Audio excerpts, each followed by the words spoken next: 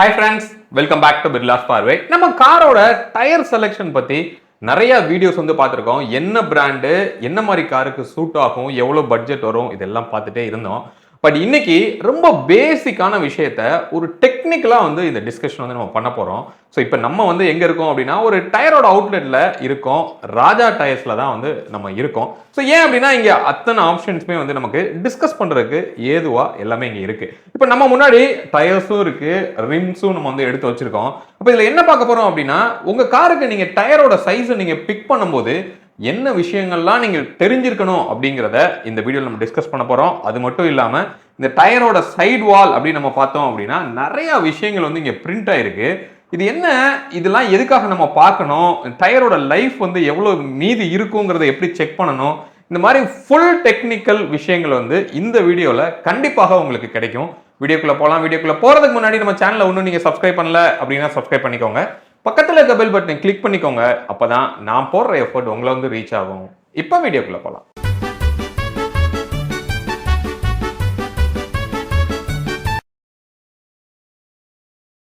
இப்போ ஃபர்ஸ்ட் நம்ம டயரோட ப்ரொஃபைல் அப்படின்னு நம்ம பார்த்தோம்னா, இன்ஃபேக்ட் நம்ம காரை ரிவ்யூ பண்ணும்போதே நம்ம சொல்லுவோம், இதுல 215 கொடுத்துருக்காங்க, 55 R16 அப்படின்னு சொல்லுவோம். ஃபர்ஸ்ட் அதோட எக்ஸ்பேன்ஷனை நம்ம நல்லா புரிஞ்சுக்கணும். ஏன்னா உங்க டயரோட ப்ரொஃபைலே மெயினா இந்த கோடு தான் உங்களுக்கு டினோட் பண்ணுது. ஸோ எந்த நீங்க டயர் எடுத்தாலுமே இங்க நீங்க பார்க்கலாம், உங்களுக்கு தெரியுதுன்னு நினைக்கிறேன். ஸோ இங்க 205 55 R16 அப்படின்னு இருக்கு. இந்த விங்கிறத இப்போதைக்கு நீங்க விட்டுருங்க, அதை பத்தி நான் அடுத்து நான் உங்களுக்கு சொல்றேன். அப்போ இந்த 205 என்ன, 55 என்ன, R16 என்ன அப்படிங்கிறத நம்ம ஃபர்ஸ்ட் பார்த்துடலாம். இதுல R16 அப்படிங்கிறது என்ன அப்படின்னா, உங்களோட கார்ல இருக்கிற ரிம்மோட சைஸ் அப்படின்னு நம்ம சொல்லலாம். இப்போ உதாரணத்துக்கு இப்போ இங்க நம்ம கிட்ட ஒரு ரிம் இருக்கு. இது ஒரு அலாய் வீல், பட் ஸ்டில் இது ஒரு ரிம். ஸோ இந்த ரிம்மோட இந்த ஓவரால் சைஸ் இருக்கு பாத்தீங்களா, அது R16 அப்படின்னு நம்ம சொல்லுவோம். நான் காமிக்கிறேன். இப்போ இந்த அலாய் வீல் நம்ம மெஷர் பண்ணலாம். இங்க ஒரு இன்ச் டேப் நம்ம எடுத்திருக்கோம். நான் பாட்டம்ல இருந்து இங்க மேல வரைக்கும் வைக்கிறேன். நீங்க எவ்வளவு இங்க காமிக்குது அப்படிங்கறத நீங்க பாருங்க. க்ளோஸ் டு 17 இன்ச் நமக்கு இதுல காமிக்குது. அப்ப இந்த அலாய் 17 இன்ச் அலாய் அப்படின்னு சொல்றோம். அப்ப இந்த R16 R17 R18 இப்படிங்கிறதெல்லாம் என்ன அப்படின்னா, இந்த ரிம்மோட சைஸ் தான் அதை சொல்லுவாங்க. பட் அதுக்கு முன்னாடி 205 55 அப்படின்னு சொல்லி இங்க ஒரு டெக்ஸ்ட் நமக்கு இருக்கு. அப்ப இந்த 205னா என்ன அப்படிங்கறத நம்ம ஃபர்ஸ்ட் பார்க்கலாம். அதுதான் இந்த டயரோட விட்த் அப்படின்னு நம்ம சொல்லுவோம். ஸோ இங்க பார்க்கும்போது இதே R16ல உங்களுக்கு 205 கிடைக்கும், 215 கிடைக்கும், 235 கிடைக்கும். இந்த மாதிரி வேற வேற சைஸ்ல உங்களுக்கு கொடுப்பாங்க. அப்ப அந்த விட்தை நம்ம எப்படி மெஷர் பண்ணும் அப்படின்னா, இது இன்ச்சஸ் கிடையாது, இது எம்எம்ல தான் அதை சொல்றாங்க. இப்போ நம்ம இதை மெஷர் பண்ணி பார்த்தோம் அப்படின்னா, ஸ்டார்ட்ல இருந்து எண்டு வரைக்கும் இதை தான் நம்ம 205 அப்படின்னு சொல்லி நம்ம சொல்றோம். இது 205 mm இது விட்த் இருக்கும். அப்ப அந்த 55 அப்படின்னு நம்ம இங்க ஒன்று சொல்றோம்.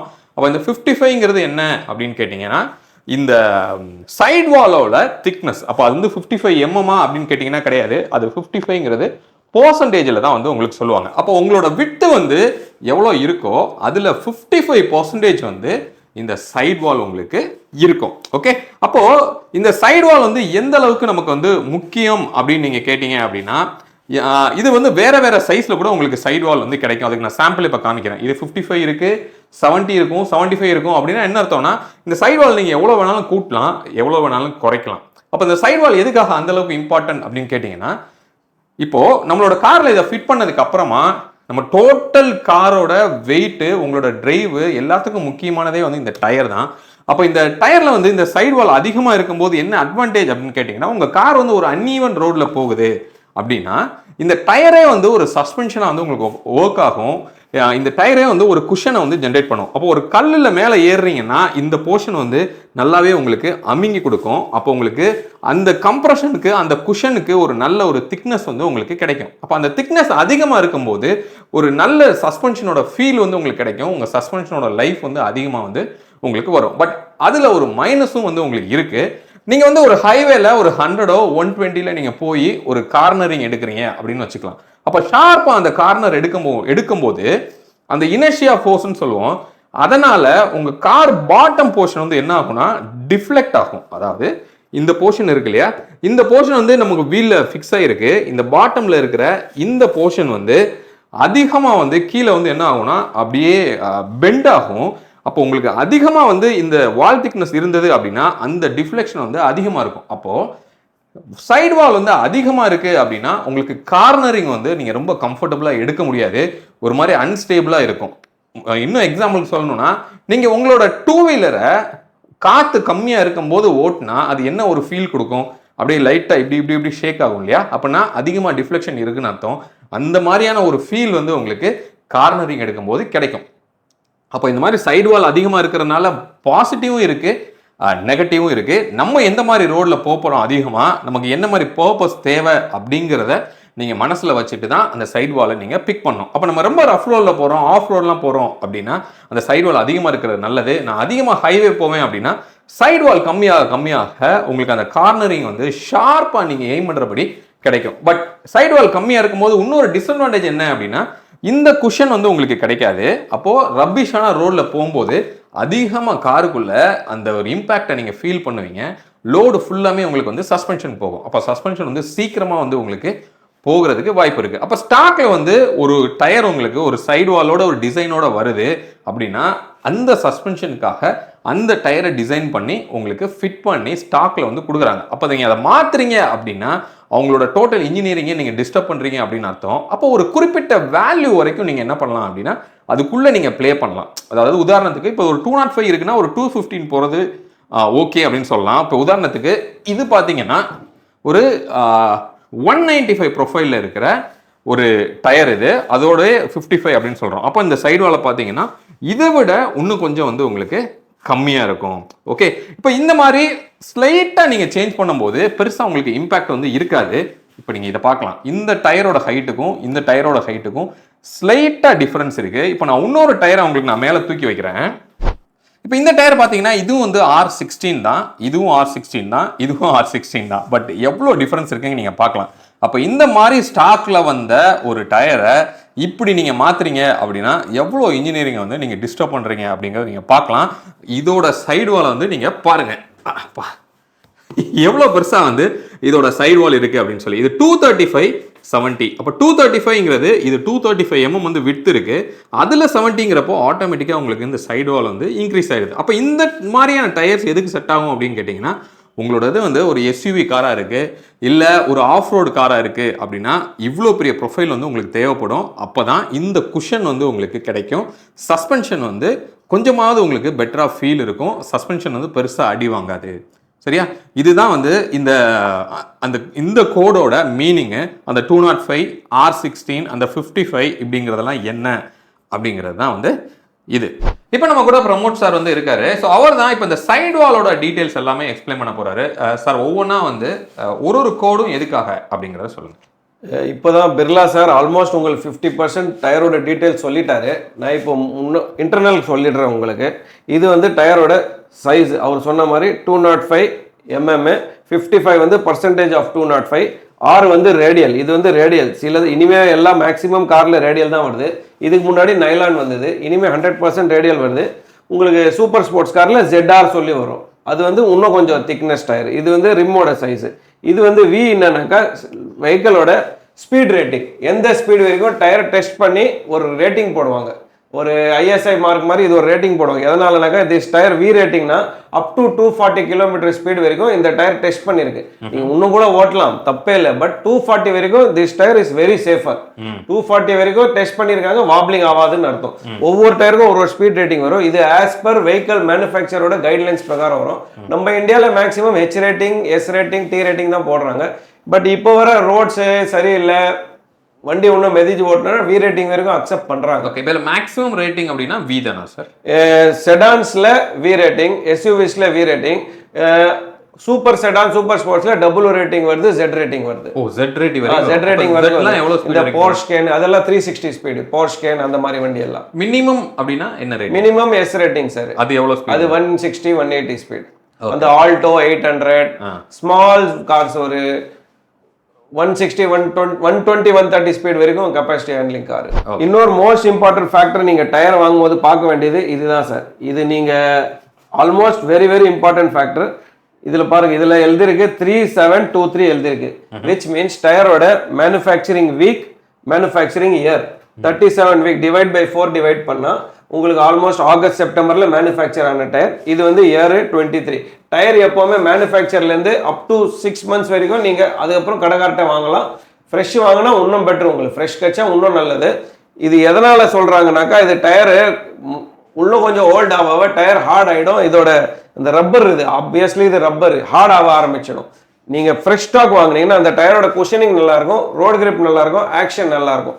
இன்னொன்று நீங்கள் பார்க்க வேண்டியது டயர் வந்து ஸ்டீல் பெல்டட் ரேடியல்லாண்டு இப்போ வர மேக்ஸிமம் உங்களுக்கு சூப்பர் ஸ்பீட் வெஹிக்கிளுக்கு ஸ்டீல் பெல்டட் ரேடியல் வரும். முதல்ல வெறும் ரேடியல் வந்தது, இப்போ ஸ்டீல் பெல்டட் ரேடியல் வந்தால் கிராஸ் பிளே வரும், பயாஸ் பிளே வரும். ஸ்டீல் பெல்டட் ரேடியல்னா ரேடியல் இப்படி இருக்கும், டயக்னல் இருக்கும், இது இருக்கும். முதல்ல எல்லாம் பயாஸ் மாதிரி வரும், நூடுல்ஸ் மாதிரி இப்படி சுற்றி அது பண்ணுவாங்க. அது இப்போ ஒர்க் அவுட் ஆகாது. இனிமேல் உங்களுக்கு ஸ்டீல் பெல்டட் ரேடியல் தான் வரும். இது வந்து ஃபேக்ட்ரியோட கோடு வந்து எந்த ஃபேக்ட்ரியில் தயாரிச்சிருக்கு, எந்த கோடு, எந்த வீக்கு, எந்த மந்த்து. இது இன்டர்னல் யூஸ்க்காக. பட் மெயின் நீங்கள் பார்க்க வேண்டியது வீக்கு, இயர். வந்து இப்போ நம்ம ஒரு இடத்துக்கு வாங்க போறோம் அப்படின்னா எவ்வளவு முன்னாடி வரைக்கும் இருந்தா okay up to 6 months safer sir. 6 months வரைக்கும் அது ப்ரொடக்ஷன். ஏன்னா சில வண்டி ஃபாஸ்ட் மூவிங் இருக்கும், சில வண்டி ஸ்லோ மூவிங் இருக்கும். So production up to 6 months. But 1 yearக்கு மேலே வாங்கினீங்கன்னா டெஃபினெட்லி உங்களுக்கு ரிஸ்க்குன்னு சொல்ல முடியாது, பட் சேஃபர் கிடையாது. அதனால தான் கம்பெனி இந்தியாவில் அந்த பாலிசி கிடையாது. இன்டர்நேஷனல் பிராண்ட்ஸை நீங்கள் பார்த்தீங்கன்னா கிளியரன்ஸ் சேல் போடுவாங்க, ஆஃப் சேல் போடுவாங்க. அது ரீசன் அதுதான். 50% சொல்லி தள்ளி விட்டுருவாங்க, ஏன்னா அவங்க ஃப்ரெஷ்ஷாக விற்க மாட்டாங்க. அது இந்தியாவில் இப்போ கொஞ்சம் கொஞ்சமாக இம்ப்ரூவ் ஆகுது, ஏன்னா கஸ்டமர் நாலேஜ் வர ஆரம்பிச்சிட்டாங்க. Okay, one more very very important factor. அது யாரும் எனக்கு தெரிஞ்ச வரைக்கும் 100 out of 99க்கு தெரியாது. எல்லா டயர்லேயும் ஒரு ட்ராக்ஷன் வரும், டெம்பரேச்சர் வரும். இது எதனாலனாக்கா டெம்பரேச்சர் வந்து ஜென்ரலாக இருக்கும் ABC 3 டெம்பரேச்சர் வரும். ஏ வந்து எக்ஸ்ட்ரீம் நம்ம இன்டர்நேஷனல் மார்க்கெட்டில் தான் அந்த ஏ டெம்பரேச்சர் ஒர்க் அவுட் ஆகுது. பி வந்து சம்மர், வின்டர், மைல்ட் சம்மர் வாங்கிட்டு 10 degree to 40 degree 50 degree வரைக்கும் வந்து பி டெம்பரேச்சர் யூஸ் ஆகுது. சி டிகிரி வந்து எக்ஸ்ட்ரீம் மைனஸில் போகிற கிளைமேட், அது இந்தியாவில் ஒர்க் அவுட் ஆக மாட்டேங்குது. டெம்பரேச்சர் எதனால் போடுறாங்கனாக்கா இந்த டயரோட ஹீட் ஆகிற கெப்பாசிட்டி வந்து heat tolerance, heat acceptance, heat handling capacity, அது வந்து டெம்பரேச்சருக்கு. ட்ராக்ஷன் வந்து வண்டியோட ரோலிங், உங்கள் வண்டியோட ஃபுல் லோடு இதில் தான் படுது. அந்த ட்ராக்ஷன் தாங்கி கொடுக்குற சக்தி வந்து ஒவ்வொரு டயருக்கும் வரும். 3 கிரேட் வரும். இதில் AA வரும், ஏ வரும், பி வரும். ஹை ஸ்பீடு சூப்பர் ஸ்பீட் வெஹிக்கிள்ஸ்க்கு ஏ வரும். உங்கள் மிட் செக்மெண்ட் இந்தியாவில் மேக்ஸிமம் மிட் செக்மெண்ட் தான் இருக்குது, அதில் பி வரும். சி வந்து ரொம்ப ரொம்ப low vehicles, traction B, temperature B. இது ஒரு மைன்யூட் ஃபேக்டர், பட் நீங்கள் தெரிஞ்சு கொடுக்குறது நல்லது. இன்னொன்று நீங்கள் பார்க்க வேண்டியது இன்னொரு ஐட்டம் சொல்லிடுறேன் நான். இது ஸ்பீட் ரேட்டிங் காமிச்சிட்டேன் உங்களுக்கு. டயரில் என்னென்ன கன்ஸ்ட்ரக்ஷன் இருக்குன்னு நிறைய பேர் கேட்பாங்க, ஹவ் இஸ் த டயர் மேடுன்ட்டு. இது பாருங்கள், இதில் எல்லா டயர்லையும் மென்ஷன் ஆகிருக்கும். த்ரெட் வேர், பாலிஸ்டர், ஸ்டீல், சைடு வாலில் என்னென்ன மெட்டீரியல் கொடுத்துருக்காங்க, பாலிஸ்டர். உங்களுக்கு மெயின் பட்டன்ஸில் என்னென்ன கொடுத்துருக்காங்க, பாலிஸ்டர், ஸ்டீல். இது எதனால் ரீசன் கொடுத்துருக்காங்கனாக்கா டயரோட construction. It is mandatory to என்ன டயர் எப்படி செஞ்சிருக்கு, ஏது செஞ்சிருக்கு, யூ ஷுட் நோ இட். அது அதனால தான் கவர்மெண்ட் ரூல் பாஸ் பண்ணியிருக்கு. Any information regarding this tyre, how it is manufactured, when it is manufactured, on what basis it is manufactured. Customer has heavy rights to know that. அது ஒரு information இதில் print பண்ணியிருக்கு. நிறைய பேர் அது பார்க்க மாட்டேங்கிறாங்க, வெறும் சைஸை பார்க்குறாங்க, ப்ரைஸை பார்க்குறாங்க. இன்னொரு நீங்கள் முக்கியமான விஷயம், அது 100% ரொம்ப முக்கியமான விஷயம். எல்லா டயர்லையும் நிறைய பேர் கொஸ்டின் கேட்பாங்க, சார் என் டயர் தேஞ்சிருக்கா இல்லையா, எப்படி செக் பண்ணோம், எனக்கு எப்படி தெரியும் டயர் போட்டிருக்கா இல்லையான்னு. ஏன்னா சில டயரில் எல்லாம் சொல்லுவாங்க பட்டன் இருக்குது, ஆனால் ஓட்டுறதுக்கு ஹார்டாக இருக்குது, குதிக்குது. That time every tyre has got tread wear இண்டிகேட்டர்னு சொல்லி, இதோ இந்த இடம் பாருங்கள் சார், TWIன்னு சொல்லி எழுதியிருக்கோம். இது மேண்டேட்ரி இன்ஃபர்மேஷனு. உங்கள் டயரில் எவ்வளோ டெப்த் இருக்குது, எவ்வளோ ஓடும், இன்னும் எவ்வளோ ஓடலாம், அது ஒரு இருக்கும். அதுக்கு இண்டிகேட்டருக்காக உள்ளுக்குள்ளே பாருங்கள், இந்த இடம் பாருங்கள், இந்த டாட்ஸ் இருக்கும். இது 2 டாட்ஸ் வந்து டிசைன் கிடையாது, இது வந்து த்ரெட்வேரோட இண்டிகேட்டர், ஒரு ஐடென்டிக்கல் மார்க் மாதிரி. இங்கே பாருங்கள், ஐடென்டிட்டி மார்க் எதுனாக்கா இந்த லெவல் வரைக்கும் நீங்கள் டயர் ஓட்டலாம். இதுக்கு மேலேயும் ஓரளவுக்கு ஓட்டலாம், பட் இதுக்கு மேலே ஓட்டக்கூடாது. இந்த ஒன்ஸ் இந்த டாட் தெரிய ஆரம்பிச்சுன்னா இது ஒரு இண்டிகேட்டர் மாதிரி, it is tyre to change your டயர்ன்ட்டு. ஒவ்வொரு டயர்லையும் ஃபார் எக்ஸாம்பிள் இது பாருங்கள், இது ஒரு தேஞ்சு போன டயர். இதில் த்ரெட்வேர் இண்டிகேட்டர் காமிக்கிறேன் பாரு. இந்த பாருங்கள், இந்த லைன் இருக்குல்ல, இந்த லைன் வரைக்கும் வந்துடுச்சு. ஸ்கேல் வச்சு பார்த்தீங்கன்னா அப்படியே ஈவனாக இருக்குது. இந்த டயர் தேஞ்சு போயிடுச்சு, பழைய டயர். இது தேஞ்சு போன பிறகு இந்த பாருங்கள், இந்த லெவல் ஈக்குவல் ஆகி போச்சு. இது என்ன அர்த்தம்னா டயர் தேஞ்சு போயிடுச்சு, tyre time to change the tyre. Customer right decision எடுத்திருக்காரு, டயர் மாற்றிருக்காரு. டயர் உங்களுக்கு இன்னும் கொஞ்சம் என்ன ஆகும்னா பஞ்சர் சான்சஸ் நிறைய இருக்கும். ஏன்னா இந்த பட்டன்ஸ் இல்லாதனால உங்கள் கிரிப்பிங் லூஸ் ஆகிடும், அன்இவன் ஷேப் மாறும். இது பாருங்கள், ஷேப் பாருங்கள், இங்கே சென்டரில் ஷேப் இருக்குது, நடுவில் இருக்கும். ஏன்னா டயரோட எஃபிஷியன்சி எல்லாம் முடிஞ்சு போயிடுச்சு. இனிமேல் டயருக்கு வேலை கிடையாது, சும்மா ஒரு ரப்பர் மாதிரி ஓடின்னு இருக்கும். இதுதான் த்ரெட் வேர் இண்டிகேட்டர். இதுக்கு மெஷர் பண்ணுறதுக்கு 2 ஸ்டெப் இருக்குது. ப்ரொஃபஷ்னலாக போனோன்னா ஒரு இது வரும், ஸ்கேலுன்னு வரும். புது டயரோட மெஷர்மெண்ட்டு எவ்வளோ காமிக்குது உங்களுக்கு? 11.7. டயரோட த்ரெட் வேர் இண்டிகேட்டர் 11 டயர். இந்த டயர் பாருங்க, தேஞ்சு போன பிறகு 1.72, 10 டிஃபரன்ஸ். அதுதான் த்ரெட் வேர் இண்டிகேட்டர். வீட்லேயே உட்காந்து பார்க்கணுன்னா நிறைய பேர் சிம்பிள்காகனா இது ஸ்கேல் வைக்கலாம். இது ஒரு காயின், ஒரு நார்மல் ₹1 காயின் வைக்கலாம். ₹1 உங்கள் வேலை முடிஞ்சு போயிடும். இது பாருங்க, இது சிம்பிள். டயரோட ஃபிட்மெண்ட் ப்ரொசீஜர் காமிச்சிடுறேன். ஃபர்ஸ்ட் திங்கு, டயர் கையில் மாட்டக்கூடாது, மிஷினில் தான் மாட்டணும். ப்ளஸ் இந்த கிளாம்ப் இல்லை, நிறைய பேர் என்ன பண்ணுறாங்க, ஷார்ட் கட்டில் இப்படி போட்டு கிளாம்ப் மேலேருந்து போட்டுறாங்க. கிளாம்ப்பு உள்ளுக்குள்ளே லாக் ஆகும், அப்போ தான் உங்களுக்கு ஆடாமல் இருக்கும், பெனட்ரேட் ஆகாது. டயர் மாட்டும் போது இது இருக்குல்ல, டயர் மவுண்டிங் பேஸ்ட் மாட்டணும். அது எதனாலனாக்கா அந்த உள்ளே இருக்குது துரு ஏதோ மிக்சர் ஏதோ தேர்ட் பார்ட்டிகள் இருந்தால் அது டச் ஆகாமல் இருக்குது. ப்ளஸ் இந்த பீடிங் சாஃப்டாக இருந்தால் உங்களுக்கு ஃபிட்மெண்ட் ஈஸியாக இருக்கும், பீடிங் கட் ஆகாது. இது இன்னொரு இம்பார்ட்டன்ட் விஷயம். இந்த எல்லோ டாட் இது எதனால் போட்டிருக்குனாக்கா, இந்த மவுத்தோட பொசிஷன் இங்கே இருக்குது. இந்த இடம் நீங்கள் டயர் வச்சிங்கன்னா உங்களுக்கு வீல் பேலன்சிங் இருக்குல்ல, அது அக்யூரேட்ஸி லெவல் கொஞ்சம் ஜாஸ்தியாக இருக்கும், அது எக்ஸாக்டாக இருக்கும். இது எக்ஸைஸ் டியூட்டி மார்க்கிங்கு, டயரோட எக்ஸைஸ் டியூட்டி. ஸோ இது நம்மளுக்கு இம்பார்ட்டன்ட் கிடையாது, இது எங்கே வேணாலும் பொசிஷன் மாறலாம். இது மட்டும் உங்களுக்கு அப்படியே ஸ்ட்ரைட் லைனில் இருக்கணும் மாட்டு.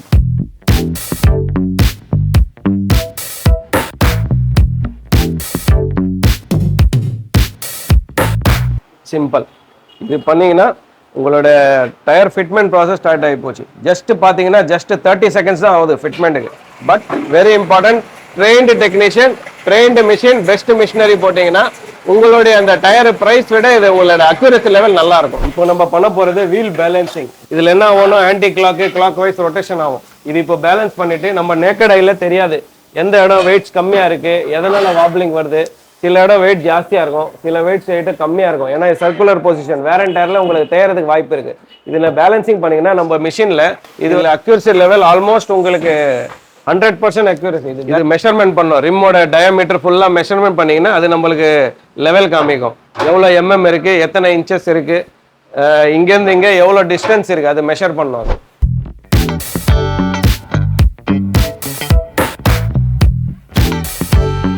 இந்த வெஹிக்கிள்ஸ் பார்த்தீங்களா, இதில் என்ன காமிக்குதுனாக்கா, லெஃப்ட் சைடில் 0 கிராம்ஸ், லெஃப்ட் சைடு பர்ஃபெக்டாக இருக்குது. ரைட் சைடு 20 கிராம்ஸ் 25 கிராம்ஸ் கம்மியாக இருக்குது.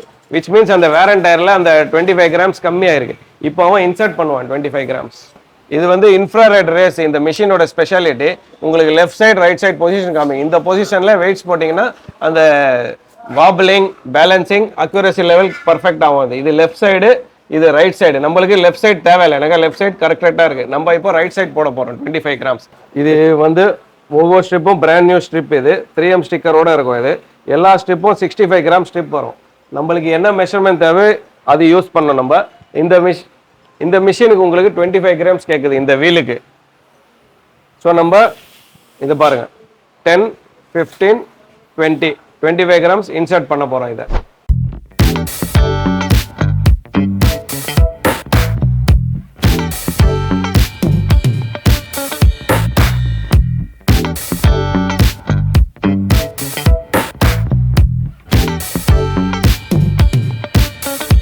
இப்போ இது பார்த்தீங்களா, லெஃப்ட் சைடும் ஓகே ஆகி போச்சு, ரைட் சைடும் ஓகே ஆகி போச்சு. இதுதான் அக்யூரசி லெவல். வீல் பேலன்சிங் பண்ணுற காரணமே இதுதான்.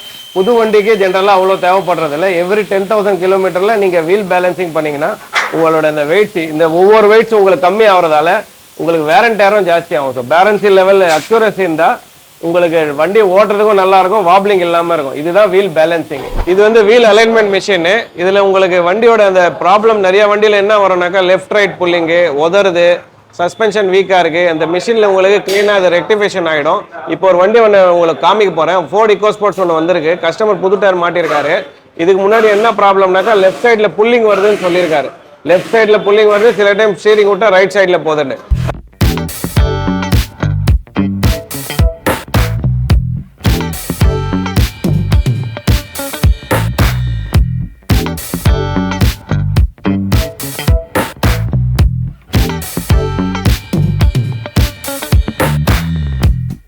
அந்த மிஷினில் எப்படி பண்ணுவாங்க, ஏது பண்ணுவாங்கன்னு காமிக்கிறேன். பிஃபோர் ஆஃப்டர் 2 ரீடிங்கும் காமிச்சிடுறேன். அலைன்மெண்ட் ரிப்போர்ட்டும் பிரிண்ட் அவுட் வந்துடும் கஸ்டமருக்கு. ஸோ அவங்களுக்கு தெரிஞ்சு போயிடும் எதனால ஃபால்ட் வந்தது.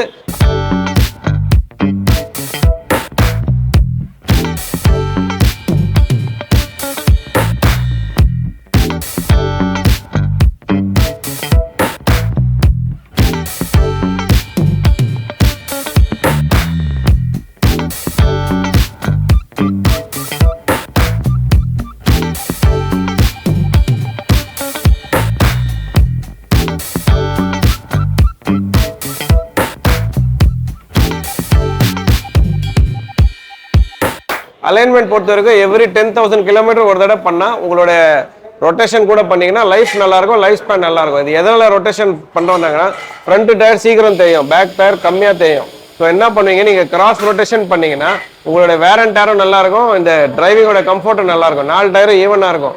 40,000 வர வேண்டிய டயர் உங்களுக்கு 60,000 வரும். இப்போ டயரை வந்து நம்ம அப்சைஸ் பண்ணுறோம் அப்படின்னா பெரிய டயருக்கும் சின்ன டயருக்கும் என்ன டிஃபரன்ஸ் இருக்கும் அப்படின்னு கேட்டிங்கன்னா, சின்ன டயர் இருக்கும்போது உங்களோட காரோட ஸ்பீடு வந்து அதிகமாக இருக்கும், பட் பெரிய டயரில் வந்து ஸ்பீடு வந்து கம்மியாக இருக்கும். இப்போ இன்கேஸ் சின்ன டயர் இருக்கிற காரில் எக்ஸாம்பிளுக்கு ஒரு R15 இருக்கிற காரில் போய் நீங்கள் R18 போடுறீங்க அப்படின்னு வச்சுக்கலாம். அப்படி போட்டிங்க அப்படின்னா உங்களோட காரோட ஸ்பீடு வந்து லோவாயிரும். உங்கள் ஸ்பீடாமீட்டரில் காமிக்கிற அந்த ரீடிங்கும் நீங்கள் போகிற ஸ்பீடும் மேட்ச் ஆகாது. இதே இது R18 இருக்கிறதுல போய் நீங்கள் R15 போட்டிங்க அப்படின்னா உங்கள் காரோட ஆக்சலரேஷன் ஸ்பீடு வந்து அதிகமாக இருக்கும், அப்பயும் உங்கள் ஸ்பீடாமீட்டர் வந்து மேட்ச் ஆகாது. அப்போ ஸ்டாக்கில் வர்ற அந்த சைஸுக்கு தான் உங்களோட இன்ஸ்ட்ருமெண்ட் கிளஸ்டர் எல்லாமே வந்து கான்ஃபிகர் ஆகிருக்கும். அப்போ நீங்கள் வந்து அப்கிரேட் பண்ணுறீங்க அப்படின்னா ஒரு 1 இன்ச் வந்து ப்ளஸ் ஆர் மைனஸ் வந்து நீங்கள் அப்கிரேட் பண்ணலாம். ஓரளவுக்கு வந்து உங்களுக்கு ஒரு மேட்சிங்காக வந்து இருக்கிறதுக்கு வாய்ப்பு இருக்குது. அப்போது எந்த இடத்துல வந்து ஒரு பெரிய டயர் போவாங்க அப்படின்னா உங்களுக்கு டார்க் அதிகமாக தேவைப்படும் அப்படின்னா தான் பெரிய டயர் வந்து யூஸ்வலாக போவாங்க. ஸோ அப்போ தான் வந்து ஒரு புல்லிங் வந்து உங்களுக்கு அதிகமாக கிடைக்கும், பட் ஸ்பீடு வந்து உங்களுக்கு கம்மியாக இருக்கும். பட் என்னோட டிரைவ் வந்து மோஸ்ட்லி ஹைவே தான், ஒரு பிளெயினான ரோட்லாம் அப்படின்னா உங்களுக்கு டயரோட சைஸ் வந்து உங்களுக்கு சின்னதாக தான் இருக்கும். அப்போ பெரிய டயர் வந்து கீழே ரோடில் போகிற அந்த கிரிப் வந்து அதிகமாக இருக்கும்போது பிளான்டடாக வந்து ரோடில் போகும். அப்போ மைலேஜ் அப்படிங்கிற விஷயம் வந்து உங்களுக்கு ட்ராப் ஆயிரும். அதனால நீங்கள் இன்கேஸ் ஒரு அப்சைஸ் பண்ணுறீங்க அப்படின்னா ஒரு லிமிட்டுக்குள்ளே பண்ணுறது ரொம்பவே நல்லது அப்படின்னு சொல்லி நம்ம சொல்லலாம். ஹோப் இந்த வீடியோ இந்த டயர்ல இருக்கிற அத்தனை விஷயத்தையும் உங்களுக்கு வந்து காமிச்சிருக்கோம் அப்படின்னு நாங்கள் நம்புறோம். எப்படி ஃபிட் பண்றாங்க, என்னென்ன விஷயங்கள்லாம் வந்து டேக் கேர் பண்ணணும் நீங்க ஃபிட்மெண்ட் பண்ணும்போது, அலைன்மெண்ட்னா என்ன, பேலன்ஸ்னா என்ன, எதுக்காக பண்றோம், இந்த மாதிரி எல்லாமே வந்து ஒரே வீடியோல முடிஞ்ச வரைக்கும் நாங்கள் வந்து கவர் பண்ணியிருக்கிறோம். மீண்டும் அடுத்து வேற ஒரு வீடியோல உங்களை வந்து நான் சந்திக்கிறேன். அது வரைக்கும் உங்களிடமிருந்து விடைபெறுவது உங்கள் பிர்லா. பை.